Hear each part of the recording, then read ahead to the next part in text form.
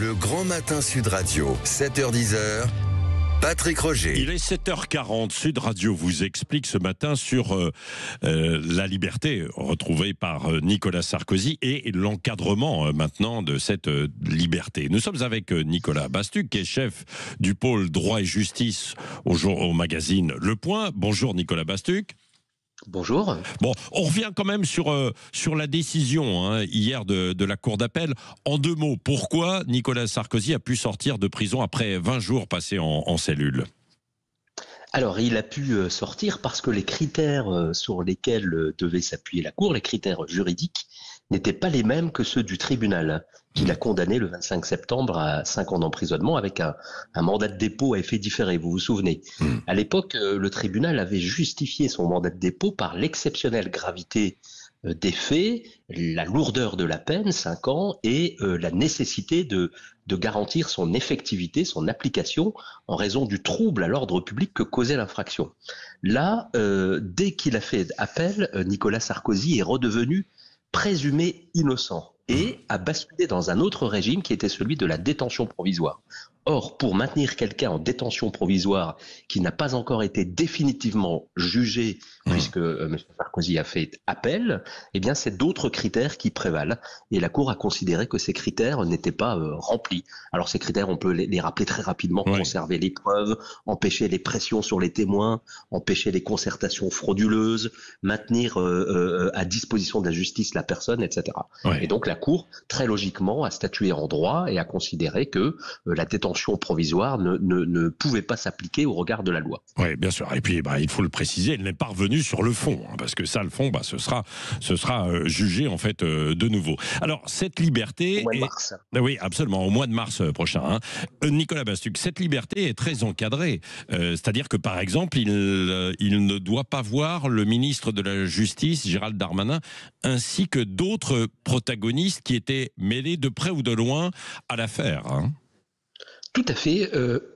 Cette détention provisoire a laissé place à un contrôle judiciaire qui est assez strict. Monsieur Sarkozy, par exemple, ne peut pas quitter le territoire français. Il a interdiction d'entrer en contact, évidemment, avec tous les prévenus, mais aussi tout un tas de témoins. Et on peut noter que la Cour a élargi la liste des personnes avec lesquelles Nicolas Sarkozy ne peut pas entrer en contact. Et effectivement, il y a cette disposition tout à fait inédite, l'impossibilité pour lui d'entrer en contact avec le ministre de la Justice en exercice, donc Gérald Darmanin, qui est aussi un de ses amis.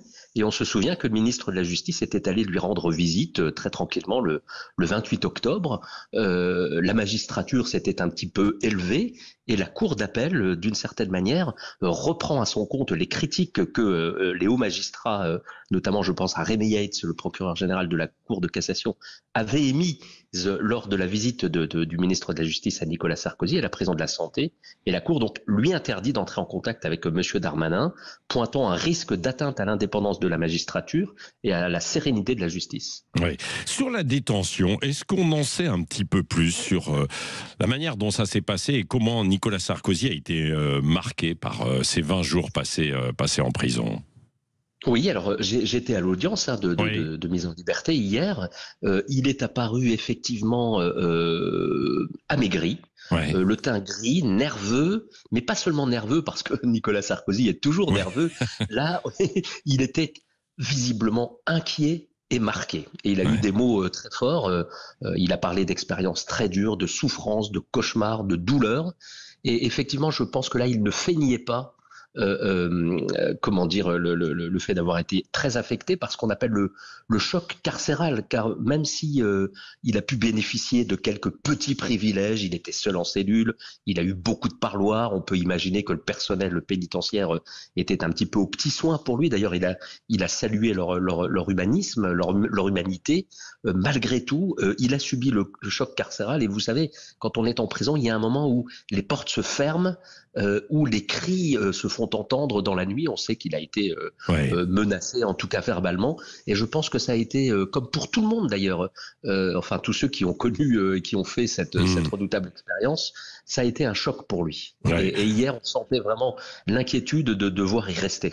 Oui, parce que vous avez dit amaigri, c'est-à-dire qu'il a évidemment en prison, on mange moins. D'ailleurs, on a beaucoup parlé de ce qu'il prenait en prison, par exemple, et l'histoire des yaourts. Là, c'est Nicolas Bastuc.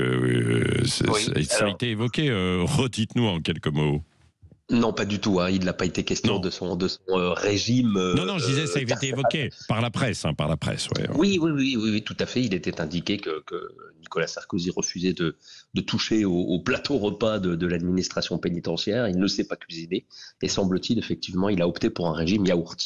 Mais hier, les débats étaient d'une toute autre nature. Oui, bien sûr. Les prochaines échéances, alors, Nicolas Bastuc, pour Nicolas Sarkozy? Alors, la prochaine échéance, et c'est là-dessus qu'il se concentre, et on a noté d'ailleurs qu'il allait faire preuve, je pense, dans sa communication de beaucoup plus de sobriété que jusqu'à présent. La prochaine échéance, elle est très importante, c'est son procès en appel dans l'affaire libyenne. D'une certaine manière, les compteurs judiciaires sont remis à zéro. Nicolas Sarkozy, comme tous les autres protagonistes, M. Guéant, M. Hortefeux, vont être rejugés. Et là, ça n'est pas rien, parce qu'il risque 10 ans d'emprisonnement. La première fois, il avait été condamné à 5 ans, mais il peut très bien voir sa peine aggravée ou allégée, au contraire. Voilà. Bien sûr. Et puis il a d'autres affaires. Le président de la cour d'appel l'a précisé, notamment, vous savez, cette affaire de subornation de témoins et d'association de malfaiteurs, qui vise aussi cette grande figure de la presse people, Mimi Marchand, qui avait tenté en 2020 de retourner, si j'ose dire, Ziad Takieddine, et de le faire revenir sur ses accusations à l'encontre de Nicolas Sarkozy. Et Nicolas Sarkozy, comme son épouse d'ailleurs, sont mises en examen pour subornation de témoins et association de malfaiteurs en vue d'une escroquerie au jugement, ce qui est aussi une infraction assez importante. Tout à l'heure, Nicolas Bastuc, vous l'avez dit, Nicolas Sarkozy est donc sous un contrôle judiciaire assez strict.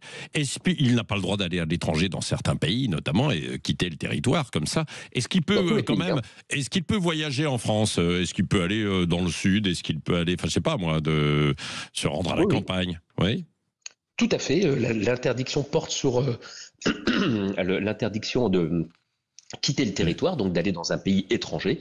Pour le reste, il peut aller et venir à sa guise partout en France, dans la mesure où il ne rencontre pas les personnes avec lesquelles il n'a pas la possibilité d'entrer en contact. Voilà, c'est ça. Merci beaucoup pour toutes ces explications, Nicolas Bastuc, chef du pôle droit et justice au Point. Et évidemment, on peut retrouver sur le site du Point, et puis dans le magazine, évidemment, une fois par semaine aussi, vos enquêtes, vos papiers, évidemment, sur cette affaire et bien d'autres.